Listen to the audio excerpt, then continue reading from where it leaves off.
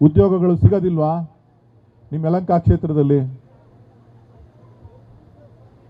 ಸಿಗೋದಿಲ್ಲ ಅಲ್ವೇನ್ರಿ? ಸಿಗಲ್ಲ. ಯಲಹಂಕ ಕ್ಷೇತ್ರಕ್ಕೆಲ್ಲ ಬಂದಿರೋರು ಯಾರು? ಎಲ್ಲಿಂದ ಬಂದಿದ್ದಾರೆ ಯಲಹಂಕ ಕ್ಷೇತ್ರಕ್ಕೆ? ಎಲ್ಲಿಂದ ಬಂದಿದ್ದಾರ್ರಿ?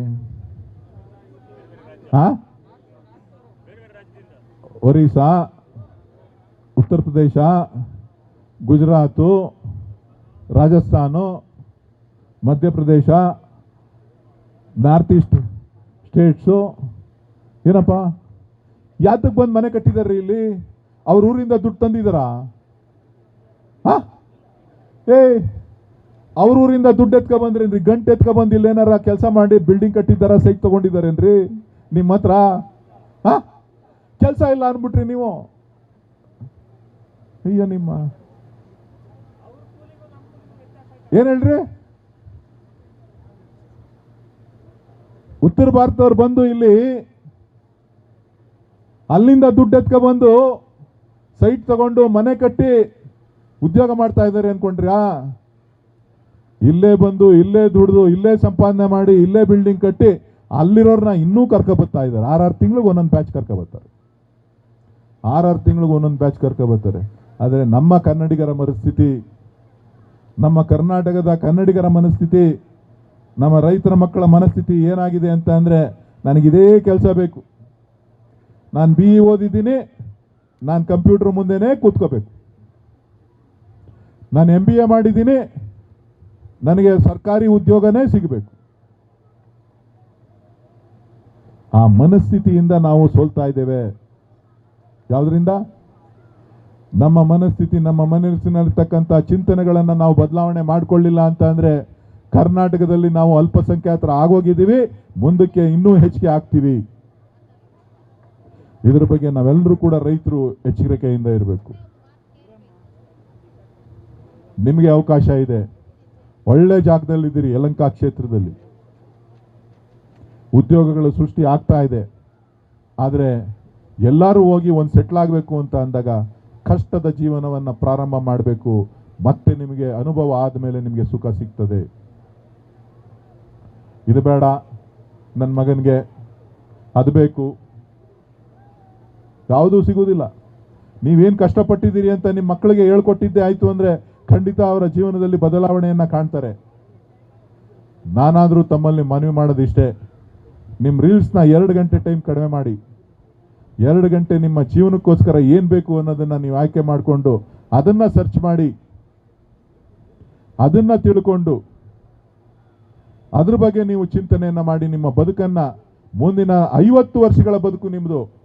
20 ವರ್ಷ ಆಗೋಗಿದೆ, ಇನ್ನು 50 ವರ್ಷ ನೀವು ಬದುಕಬೇಕು. ನೀವು ಮದುವೆ ಆಗಬೇಕು, ಸಂಸಾರ ನಡೆಸಬೇಕು, ನೀವು ಮಕ್ಕಳಾಗಬೇಕು, ನಿಮ್ಮ ಮೊಮ್ಮಕ್ಕಳಾಗಬೇಕು, ಅವರೆಲ್ಲರ ಯೋಗಕ್ಷೇಮ ನೀವು ನೋಡಬೇಕು ಅಂತ ಅಂದರೆ ನೀವು ಒಂದು 2 ಗಂಟೆಗಳ ಕಾಲ ಮುಂದಿನ ಬದುಕಿನ ಬಗ್ಗೆ ಚಿಂತನೆಯನ್ನು ಮಾಡಿ, ನಿಮ್ಮ ಕುಟುಂಬದ ಬಗ್ಗೆ ನಿಮ್ಮ ಚಿಂತನೆಯನ್ನು ಮಾಡಿ, ನಿಮ್ಮ ಪೋಷಕರ ಬಗ್ಗೆ ಚಿಂತನೆಯನ್ನು ಮಾಡಿ, ಸರಿಯಾದ ರೀತಿಯಲ್ಲಿ ಗೌರವ ತಂದಿದ್ದೇ ಆದರೆ ಈ ಪ್ರತಿಭಾ ಪುರಸ್ಕಾರಕ್ಕೂ ಕೂಡ ಖಂಡಿತ ಗೌರವ ಸಿಗ್ತದೆ ಅಂತೇಳಿ ನಾನಾದರೂ ಆಶಿಸ್ತಾ, ನಾವು ಒಕ್ಕೂಟದಲ್ಲಿ ಕಷ್ಟಪಡ್ತಾನೆ ಇದ್ದೀವಿ, ಕೆಲಸ ಮಾಡ್ತಾನೆ ಇದ್ದೀವಿ. ಲಾಭ ಇಲ್ಲ, ನಷ್ಟ ಇಲ್ಲ, ಬೆಲೆ ಏರಿಕೆ ಜಾಸ್ತಿ ಆಗ್ತಾ ಇದೆ, ಪೆಟ್ರೋಲ್ ಡೀಸೆಲ್ ಜಾಸ್ತಿ ಆಗೋಗಿದೆ, ಎಲ್ಲ ವಿದೇಶದಿಂದ ಬರ್ತಕ್ಕಂಥ ಎಲ್ಲ ಶಿಪ್ಮೆಂಟ್ಸು ಕೂಡ ಬೆಲೆ ಏರಿಕೆ ಜಾಸ್ತಿ ಆಗ್ತಾ ಇದೆ.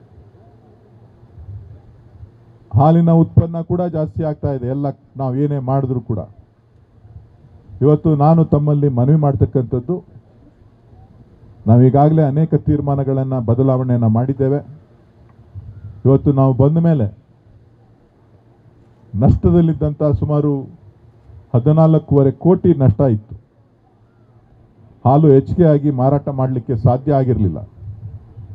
ನಾವು ಪೌಡ್ರ್ ಮಾರ್ತಾ ಇದ್ವಿ, ಪೌಡ್ರಿಂದ ನಮಗೆ ನಷ್ಟ ಜಾಸ್ತಿ ಆಗ್ತಾ ಇತ್ತು.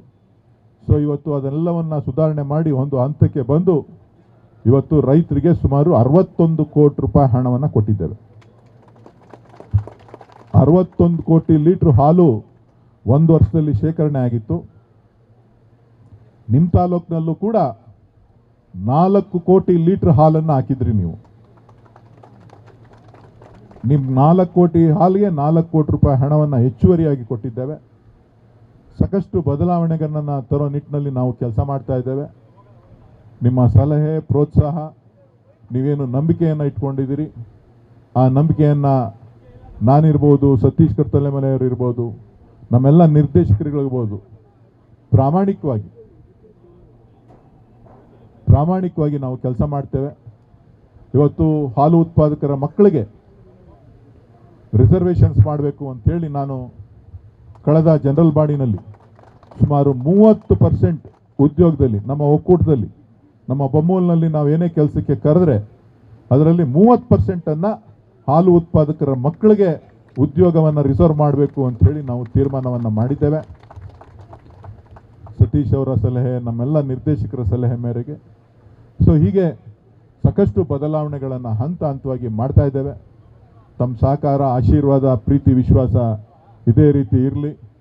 ಬಂದಂಥ ಸಂದರ್ಭದಲ್ಲಿ ತಾವೆಲ್ಲರೂ ಕೂಡ ಬಹಳ ಪ್ರೀತಿ, ಗೌರವದಿಂದ